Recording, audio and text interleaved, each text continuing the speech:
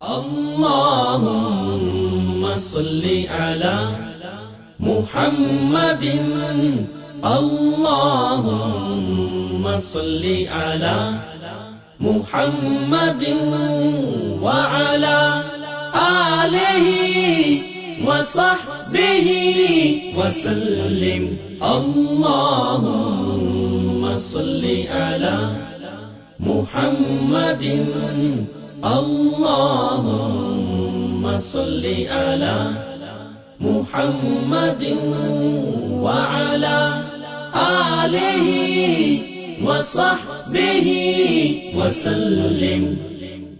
السلام علیکم ورحمۃ اللہ وبرکاتہ.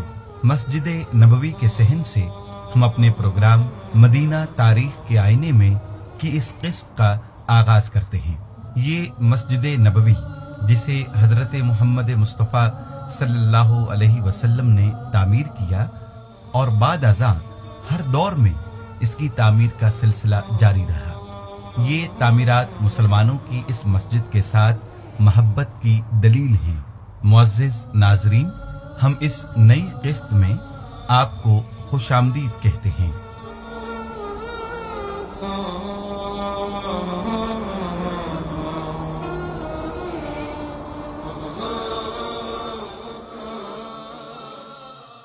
حضرت عثمان رضی اللہ عنہ کی توسیع کے بعد تقریباً 60 سال گزر گئے اور اموی خلیفہ ولید بن عبد الملک کا دور آ گیا.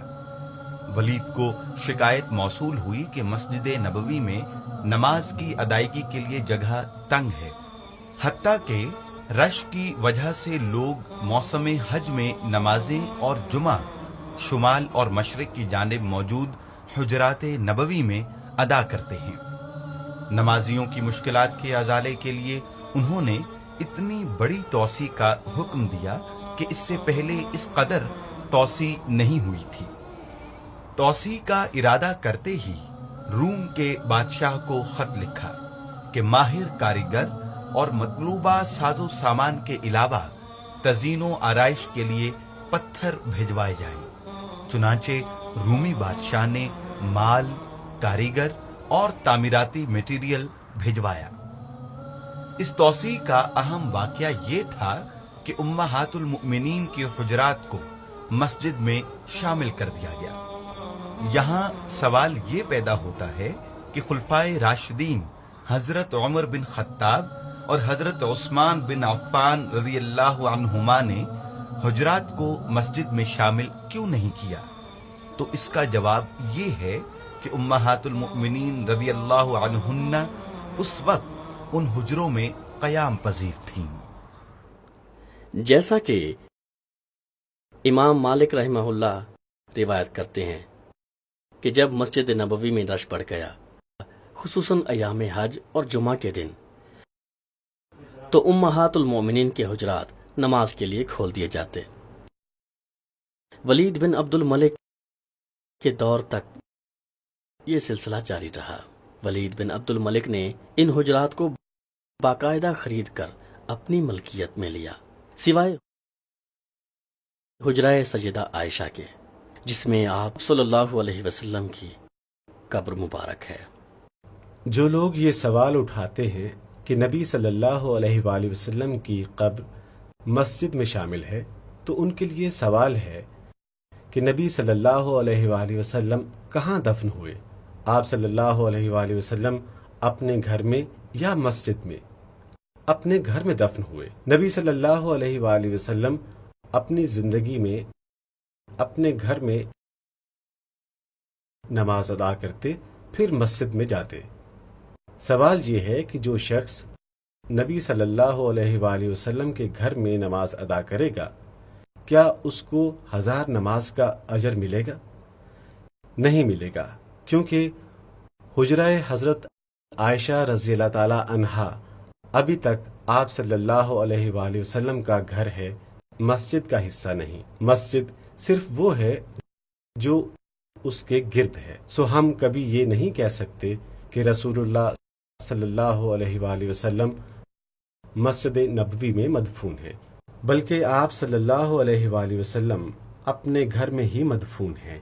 البتہ توسیعات کی وجہ سے آپ صلی اللہ علیہ وآلہ وسلم کا گھر مسجد نبوی کے اندر آ چکا ہے۔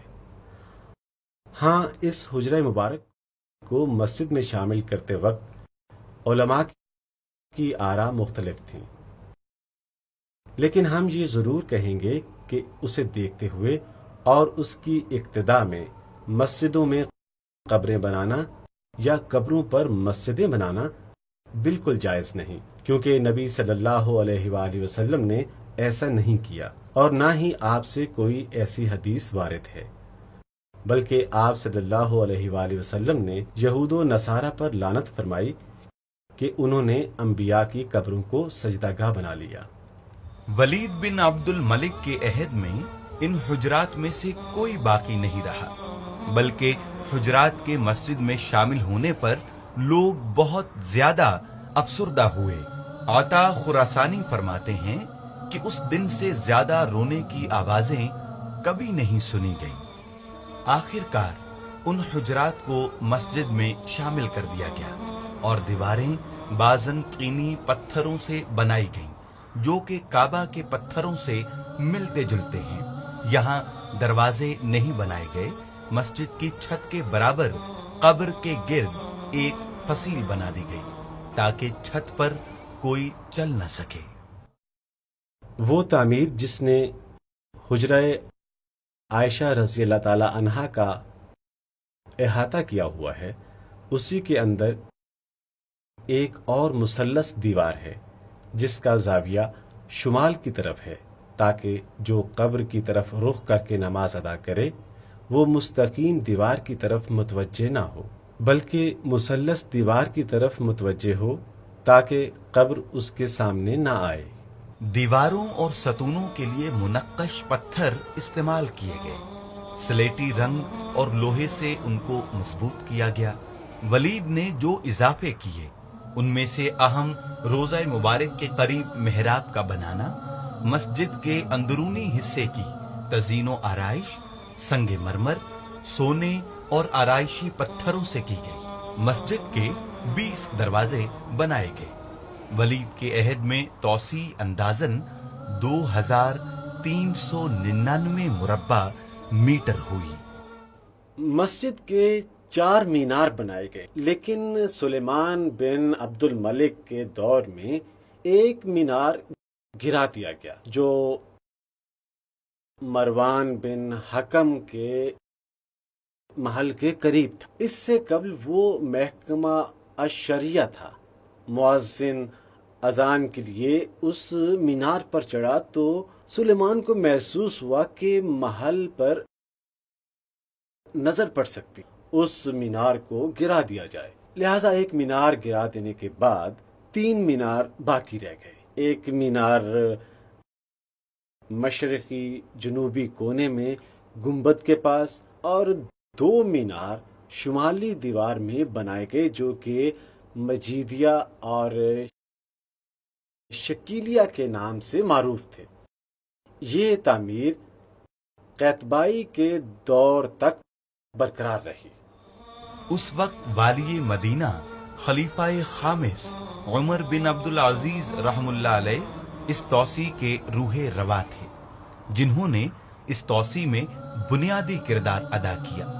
وہ بذات خود اس کی نگرانی کرتے، ہر چیز کا بڑی باریکی سے جائزہ لیتے، اچھی کارکردگی پر انعام سے نوازتے اور کوتاہی پر سرزنش کرتے۔ اس توسیع کے بعد امویوں نے مسجد نبوی میں کوئی اضافہ نہیں کیا۔ عباسی خلفاء میں سے سب سے پہلے جس نے مسجد نبوی میں توسیع کا ارادہ کیا وہ خلیفہ ابو جعفر بن منصور تھے، لیکن اپنے اس ارادے کو عملی جامہ پہنانے سے پہلے ہی وہ دنیا سے کوچ کر گئے اور تعمیر شروع نہ ہو سکی۔ 140 ہجری کے بعد جو بھی خلیفہ مدینہ منورہ کی زیارت کے لیے جاتا تو کچھ نہ کچھ ضرور تعمیری کام کرواتا۔ لوگوں کو دھوپ کی تپش سے بچانے کے لیے سائبان کا انتظام کرواتا۔ اس کے بعد مہدی کی توسیع کا دور آیا۔ یہ مسجد نبوی کی بہت اہم توسیع ہے جس میں 161 سے 165 ہجری تک 4 سال لگے۔ اس تعمیر کے نتیجے میں ہونے والی مسجد نبوی کی لمبائی میں اختلاف ہے۔ درست یہ ہے کہ اس وقت 250 ہاتھ لمبائی تھی۔ مسجد کے نئے دروازے بنائے گئے، جس سے مجموعی طور پر 24 دروازے بن گئے۔ شمال کی جانب 7 صفوں کا اضافہ کیا گیا۔ مسجد کے گرد بعض گھروں کا اضافہ بھی کیا گیا اور مقصورہ یعنی محراب کو اور بہتر کر دیا گیا۔ مہدی نے منبر رسول کے زینے کم کرنے کا ارادہ کیا، جنہیں جلیل القدر صحابی حضرت معاویہ بن ابی سفیان رضی اللہ عنہ نے بڑھا دیا تھا، تو انہیں بتایا گیا کہ اس کی پرانی لکڑی ٹوٹنے کا خطرہ ہے، تو انہوں نے یہ ارادہ ترک کر دیا۔ اس وقت بھی مینار 3 ہی رہے۔ مہدی کی تعمیر پر جعفر بن سلیمان بن عبداللہ بن عباس نگران مقرر تھے۔ مہدی کی توسیع اندازاً 2450 مربع میٹر تھی۔ حقیقت یہ ہے کہ اموی دور حکومت میں ولید کے بعد مسجد نبوی کی طرف خاص توجہ نہیں دی گئی۔ اموی دور کے بعد عباسی دور کا آغاز ہوا۔ 161 ہجری کو مہدی نے مسجد نبوی کا دورہ کیا اور اس میں توسیع کا حکم دیا۔ چنانچہ چاروں اطراف میں توسیع کی گئی، لیکن مغرب اور شمال کی جانب توسیع زیادہ ہوئی۔ 654 کو سقوط حکومت عباسیہ سے 2 سال قبل مسجد نبوی میں رمضان المبارک میں آگ بھڑک اٹھی، جس سے مسجد کی بہت سی اشیاء خاکستر ہو گئی، حتیٰ کہ چھت کی کوئی لکڑی بھی نہ بچی۔ منبر، دروازے اور کھڑکیاں بھی جل گئی، یہاں تک کہ حجرہ کا غلاف بھی نہ بچا۔ تاہم وہ گنبد سلامت رہا جس میں ذخائر تھے۔ 654 ہجری یکم رمضان المبارک جمعہ کی رات کو مسجد میں آگ بھڑک اٹھی۔ جیسا کہ سمہودی نے روایت کیا ہے کہ مسجد کا ایک خادم ابو بکر بن اوحد مسجد کے چراغ جلایا کرتا تھا۔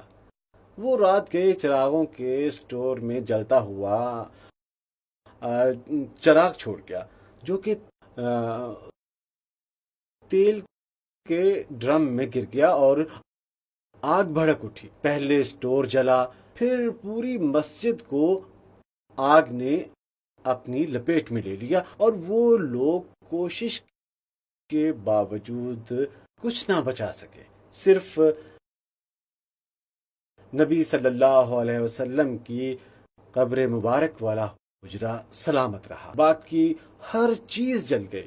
چونکہ اس وقت حکومت تاتاریوں سے جنگ میں مشغول تھی، اس لیے مسجد کی طرف توجہ نہ دے سکی۔ بالآخر عباسیوں کا دور ختم ہوا اور خاندان غلامہ کا دور آ گیا، سو ان کے عہد میں تقریباً 668 ہجری میں مسجد کو مرمت کیا گیا۔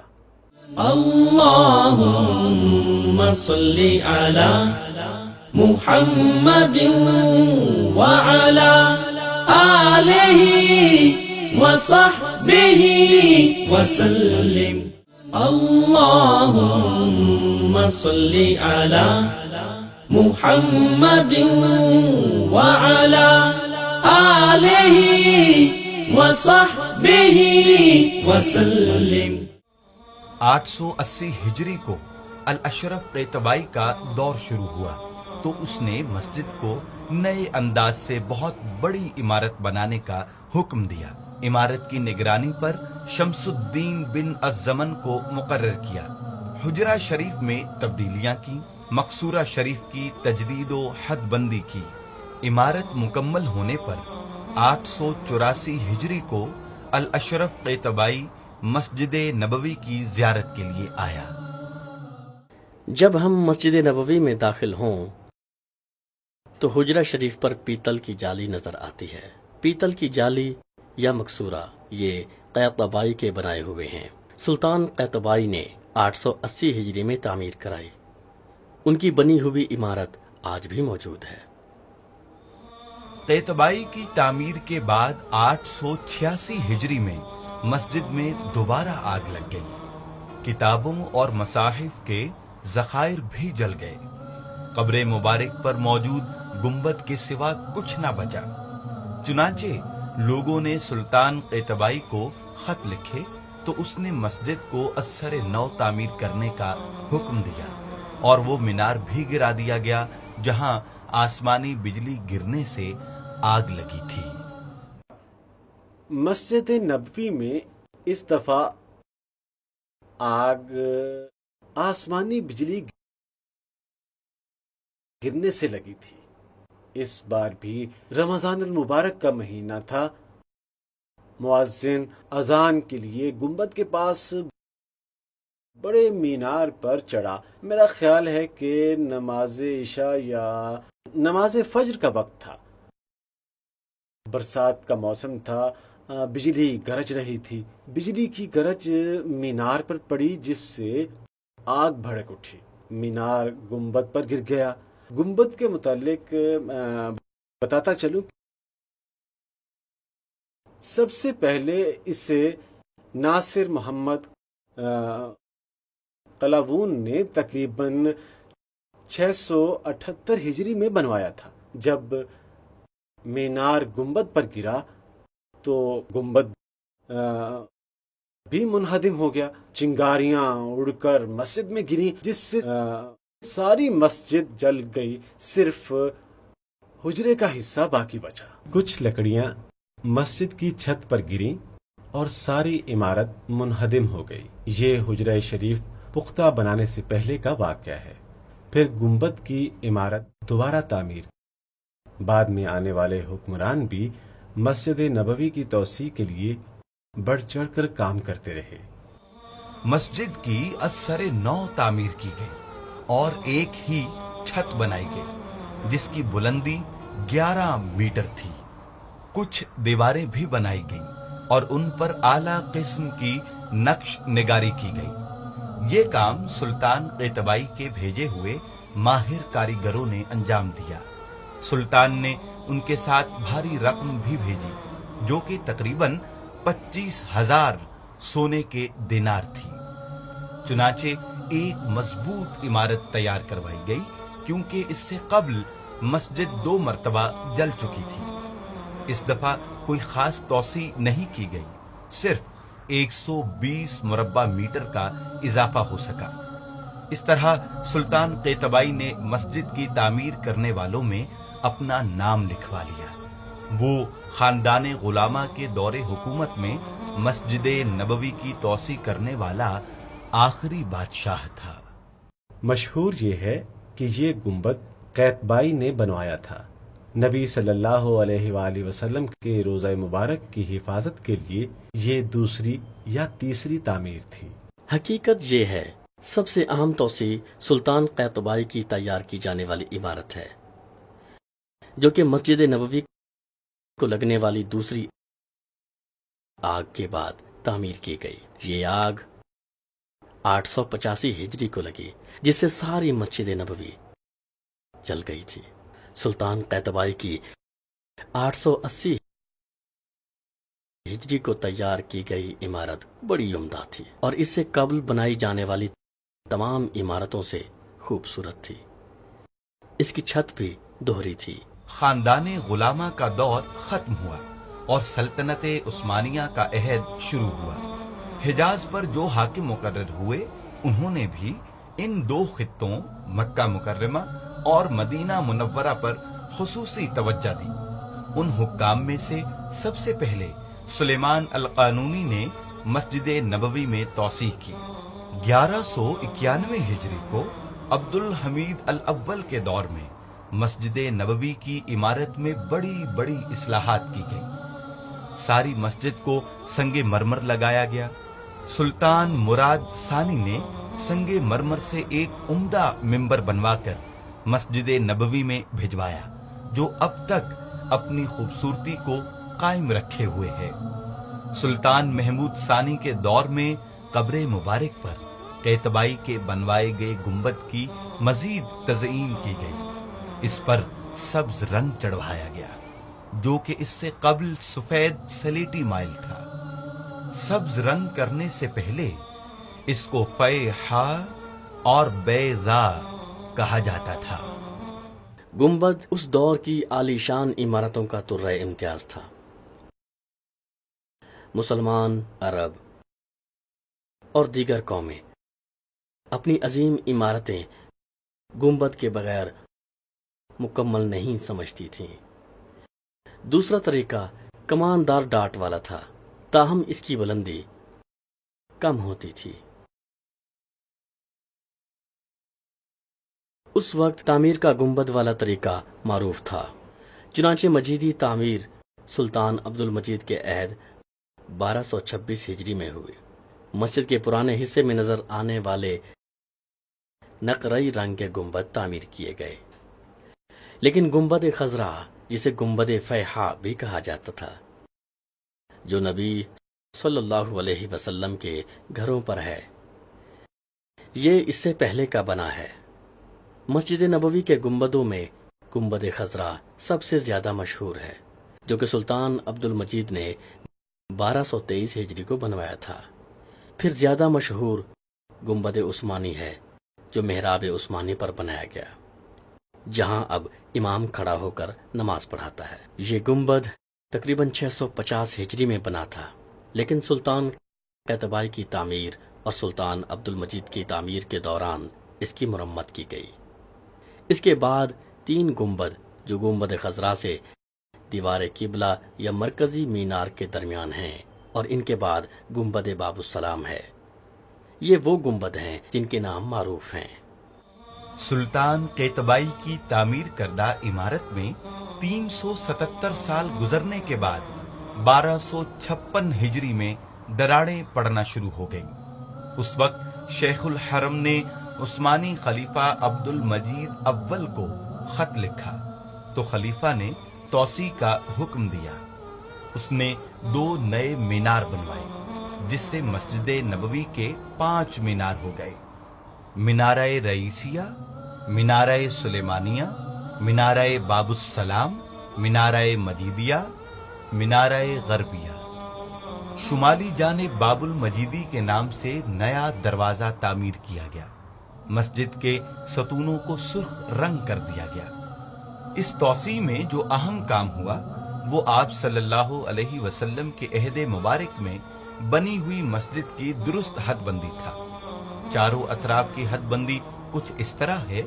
नंबर 1, किबला जानिब जुनूब की तरफ रोजा शरीफ पर बनी पीतल की जाली है, जहां अब कुरान पाक रखने के लिए रैक बने हुए हैं। नंबर 2, शुमाली जानिब पहले सहन के शुरू तक, जहां सतूनों पर हद्दो मस्जिद नबी लिखा है। नंबर 3, मशरिकी जानिब किबला की तरफ रुख करें तो बाएं जानिब हुजरा शरीफ की दीवार तक हद है, लेकिन मौजूदा दीवार हुजरा शरीफ की नहीं, बल्कि इस मकसूरा की है, जिसे अशरफ कैतबाई ने कब्र शरीफ के गिर्द तामीर करवाया था। नंबर 4, मगरिबी जानिब मगरिबी दीवार से पहले, जहां 5वें सतून पर हद्दो मस्जिद नबी लिखा है। ये तौसी अंदाजन 1293 मीटर थी। एक मुस्तशरिक सयाह ने भी ये बात कही कि मस्जिद के सहन में खजूरें लगी हुई थीं, जो महंगे दामों फरोख्त होती थीं। ये तौसी, जिसे अब मस्जिद का कदीम हिस्सा कहा जाता है, ये तुर्की दौर की तामीर है।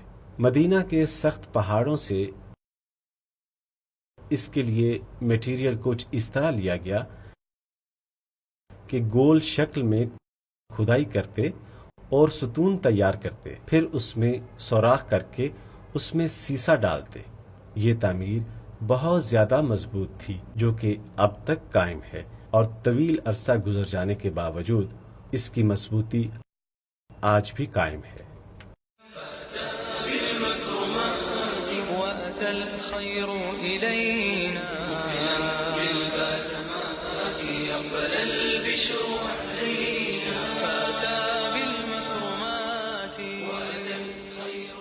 یہ تھا مسجد نبوی کی سابقہ توسیعات اور تعمیرات کا قصہ۔ آئندہ قسط میں ہم بات کریں گے مسجد نبوی کے دروازوں کی تاریخ اور اہمیت کے بارے میں۔ تب تک مجھے اور میری ٹیم کو اجازت دیجیے۔ اللہ آپ کی حفاظت کرے۔ السلام علیکم ورحمۃ اللہ وبرکاتہ۔ اللهم صل على محمد اللهم صل على محمد وعلى آله وصحبه وسلم اللهم صل على محمد اللهم صل على محمد وعلى آله وصحبه وسلم اللهم صل على محمد اللهم صل على محمد وعلى آله وصحبه وسلم اللهم صل على محمد اللهم صل على محمد وعلى آله وصحبه وسلم